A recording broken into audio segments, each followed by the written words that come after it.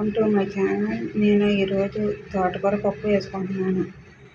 తోటకూర కట్టలు 2 కట్టలు, ఉల్లిపాయ సగం బద్ద, పచ్చిమిర్చి 3, ఉప్పు తగినంత, కందిపప్పు 1 కప్పు, చింతపండు కొద్దిగా, కారం 1 స్పూను, కొత్తిమీర గార్నిష్ కోసం, పసుపు 1 అర స్పూను.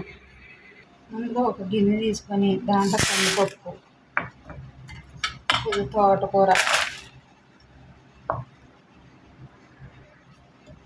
ఉల్లిపాయ, పచ్చిమిర్చి, పసుపు,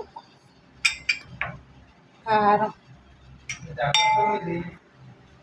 కొద్దిగా వాటర్ పోసుకోవాలి. వాటర్ పోసుకున్నాక కుక్కర్లో పెట్టుకొని 3 విజిల్లు వచ్చేదాకా పెట్టుకోవాలి. ఇవి తాలింపు కోసం ఎల్లుల్లిపాయలు 4 రెమ్మలు, జీలకర్ర 1 స్పూను, ఆవాలు 1/2 స్పూను, ఎండుమిర్చి 3, మినపప్పు 1 స్పూను, ఆయిల్ 3 గరిటెలు, కొత్తిమీర గార్నిష్ కోసం, ఉప్పు తగినంత,